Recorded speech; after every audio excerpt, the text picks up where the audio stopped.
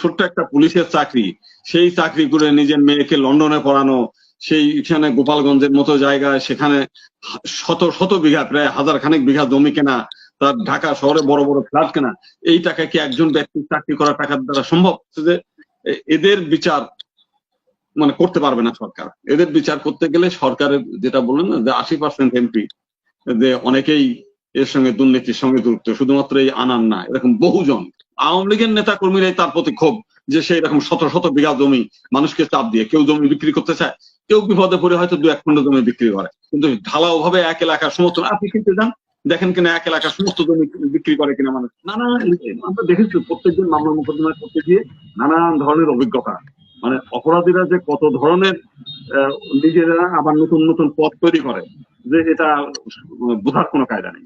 তো সেই কারণে এখন যতক্ষণ পর্যন্ত মাংস বা হাড় কিংবা কোনো আলামত খুঁজে না পাওয়া যাবে, ততক্ষণ পর্যন্ত হত্যাকাণ্ড হয়েছে এই কথাটাও তো কেউ নিশ্চিত করে বলতে পারবে, কারণ হত্যাকাণ্ড প্রত্যক্ষ কোনো প্রত্যক্ষদর্শী নেই। এখন যারা বলছে যে আমরা কিমা করেছি, যারা বলছে আমরা কেটেছি, পুলিশের কাছে গেলে প্রত্যেকেই এই কথাটা বলে। এর আগে আমরা তো গ্রেনেড মামলায় একজন ভদ্রলোক দেখলাম সেই সময়, সে তো নিজে সব স্বীকার করছে যে আমি এই করেছি, পরে দেখা গেল কিছুই না, সে কিছুই করেনি, পুলিশ তাকে দিয়ে এই ঘটনাগুলো বলায়। তো এই ঘটনাগুলো অতীতেও প্রচুর ঘটেছে। পুলিশের হেফাজতে গেলে পুলিশ বাহবা নিতে গিয়ে নিরপরাধ বহু মানুষকে দিয়ে বহু কথায় বলায়, তাদেরকে দিয়ে বলতে পারে, তারা যখন তার হেফাজতে যায় তখন তার বাইরে কিছুই বলতে চায় না, বলতে পারেও না, তাকে ওইখানে হুমকে দেয় যে এর বাইরে কথা বললে কিন্তু তোমার, তো তখন তারা বলে।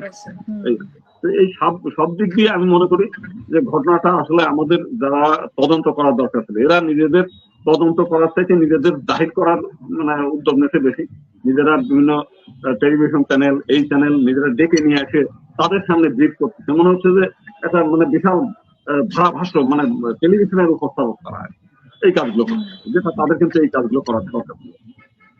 বলি যে বিএনপি কিংবা তারও আগে এরশাদ সাহেবের আমলে দুর্নীতি ছিল না তা না, কিন্তু এইভাবে দুর্নীতি কিন্তু কখনো হয়নি, এবং সরকার প্রধানরা নিজেদের চেয়ার টিকিয়ে রাখার জন্য এই প্রশাসনের ব্যক্তিদের ঘাড়ে চাপিয়ে এই নিজে চেপে নিজেদের ব্যবহার করে নাই, যে কারণে তাদেরকে সুযোগও দেয়নি। যে কারণে যে কথাটা ভাই আমাদের বললেন যে হ্যাঁ, যদি তারা সেই ধরনের বড় ধরনের দুর্নীতি করে থাকতেন তো এখন তো বিরাট একটা সুযোগ ছিল তাদের বিরুদ্ধে মামলা করা, তাদের বিরুদ্ধে দুর্নীতির দুদক অনুসন্ধান করা, এগুলো তো সুযোগ ছিল, তারা তো সেটা করছে না। আর এখন যেটা, এই যে একজন ছোট্ট একটা পুলিশের চাকরি, সেই চাকরি করে নিজের মেয়েকে লন্ডনে পড়ানো, সেইখানে গোপালগঞ্জের মতো জায়গায় সেখানে শত শত বিঘা, প্রায় হাজার খানেক বিঘা জমি কেনা, তার ঢাকা শহরে বড় বড় ফ্ল্যাট কেনা, এই টাকা কি একজন ব্যক্তির চাকরি করা টাকার দ্বারা সম্ভব? কোনোদিন সম্ভব না। এবং এইটা শুধুমাত্র বেনজির সাহেব একা করতেছেন তা না, কিন্তু আজকে এই যে আনার হত্যা নিয়ে আমরা শুরু করেছি, এই আনারের বিরুদ্ধে 22টা মামলা ছিল, 22টা, তার মধ্যে টেন্ডারবাদী, দখলবাদী, দুর্ধর্ষ চরমপন্থীদের গডফাদার, স্বর্ণ চোরাচালানকারা, অস্ত্র বিস্ফোরক, অস্ত্র চোরাচালান, এইরকম বড়, এবং ইন্টারপোলে তাই ওয়ান্টেড আসামি। এই আসামিদেরকে এমপি বানাচ্ছে কারা, নমিনেশন দিচ্ছে কারা? এই আওয়ামী লীগ দিচ্ছে, তাদেরকে গডফাদার হওয়ার সুযোগও দিচ্ছে, আয় করার সুযোগও দিচ্ছে।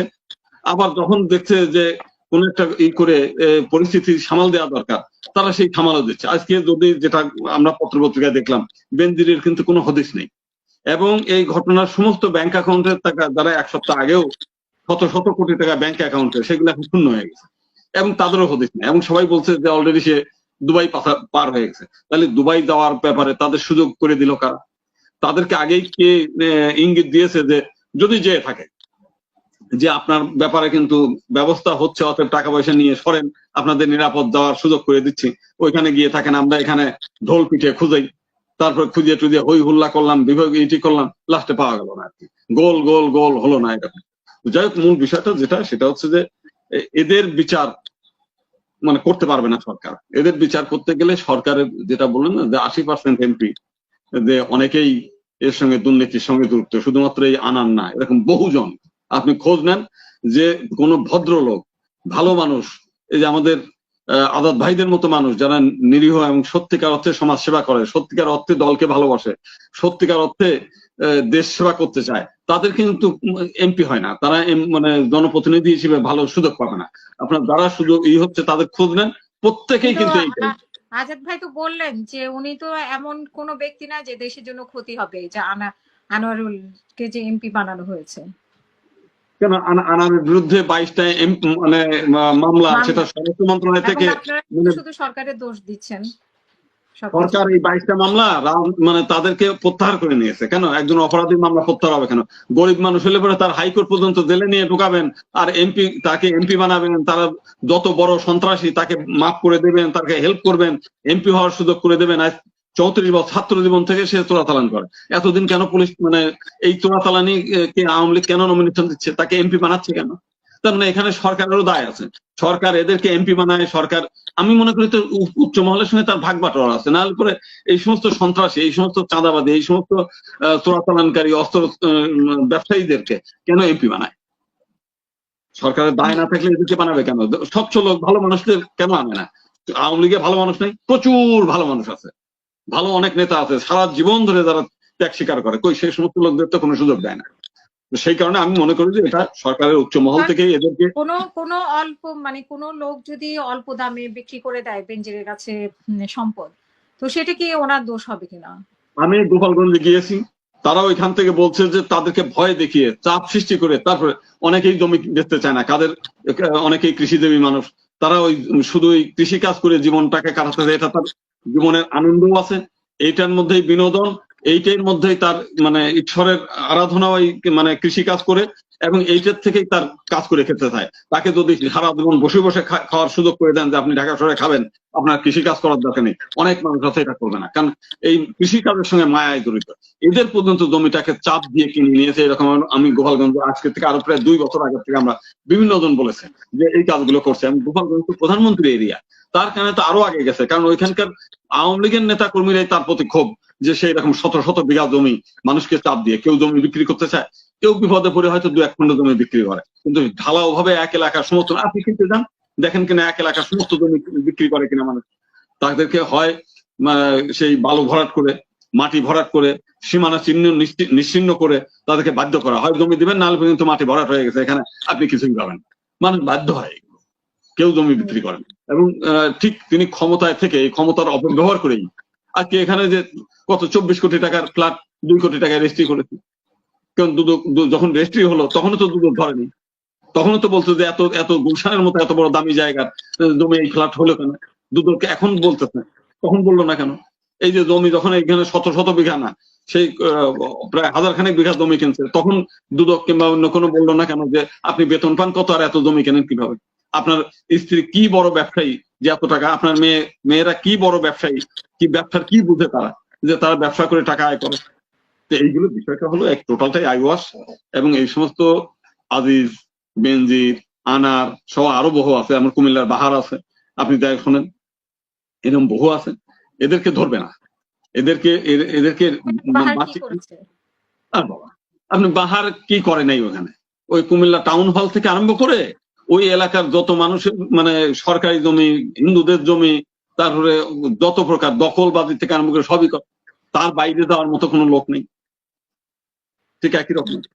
তো এইটা খালি উনি না, আরো বহু আছে এরকম, এগুলো গুনলে পরে বহু আছে। তো যাই হোক, আমি যেটা মনে করি সেটা হচ্ছে যে আওয়ামী লীগের যে নীতি এবং আদর্শ কর্মীরা মানে বহন করবে, যদি আগা নাও যেদিকে যায় পাতা নাও সেদিকে যায়, একটা কথা আছে, যদি সরকারের উচ্চ মহল থেকে যদি দুর্নীতিগ্রস্ত হয়, তারা যদি নীতিহীন হয়, তো মাঠ পর্যায়ে এরা তো আরো আনন্দ পায় যে ঠিক আছে মানে আমরাও ভাগাভাগি হবে দেব।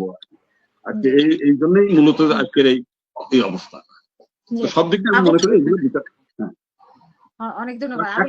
আমার কাছে আমাদের রবিবার কাছে জিজ্ঞেস করা হয়েছিল, যেটা আমার জানা নাই, যে শহরের বিল্ডিং গুলোতে কিন্তু সেফটি ট্যাঙ্ক মনে হয় থাকে না, এটা সরাসরি পাইপ থাকে, ওখান থেকে বড় করে ড্রেন থাকে, ড্রেনে চলে যায়। সেফটি ট্যাঙ্ক তৈরি করে আপনার তো জানা থাকার কথা। হ্যাঁ, কলকাতা তো বড় শহর, সেখানে যে পাইপ থেকে সরাসরি হচ্ছে বড় ড্রেনে চলে যায়। ওখানে আলাদা সেফটি ট্যাঙ্ক তো হচ্ছে বড় ধরনের একটা ট্যাঙ্কি থাকে, যেখানে এসে আবর্জনা জন্মে এবং পরে মেথডরা আবার পরিষ্কারও করে। এইগুলো কিন্তু হয় না এখানে। ওনারা সেফটি ট্যাঙ্ক খুঁজতেছে, আসলে এই ট্যাঙ্ক থাকারই কথা না। আবার পাইপ ভাঙে, এটা ভাঙে, পাইপে কি আটকে থাকে না, কি করে আর কি না করে আমি আশ্চর্য ব্যাপার। ওনারা মানে খবরের শিরোনাম হইতে খুব আনন্দ করে, মানে আনন্দ পোষণ করে, এবং আজকেও দেখেন প্রতিদিনই সাংবাদিকদের ডেকে এনে ব্রিফ দেয়। তারা মনে হচ্ছে যে এটা তারা খুব আনন্দ মজা পাচ্ছে আর কি। যে আমি যে পুলিশের কর্মকর্তা, জনগণও জানুক, জনগণ দেখুক, জনগণের কাছে একটা বিনোদনের খোরাক হিসেবে তারা নিজেদেরকে উপস্থাপন করছে, জনগণ আনন্দ পাচ্ছে, অসুবিধা নেই। খুব একটা ভালো প্রশ্ন করেছেন যে গণতন্ত্র থাকলে এই ধরনের গডফাদার তৈরি হতো কিনা। তো আপনারা জানেন যে যদি নদীর স্রোত থাকে, সেই নদীতে কোনো কচুরিপানা, ব্যাঙাচি, আবর্জনা, শ্যাওলা কোনো কিছু জন্ম নেয় না। ঠিক একইভাবে দেশে গণতন্ত্র থাকলে গডফাদার, সন্ত্রাসী, চাঁদাবাজ আর এই সমস্ত এগুলো জন্ম নেয় না। গণতন্ত্র থাকলে বা এই সমস্ত গডফাদার হওয়ার কোনো মানে কি বলে প্রসেসই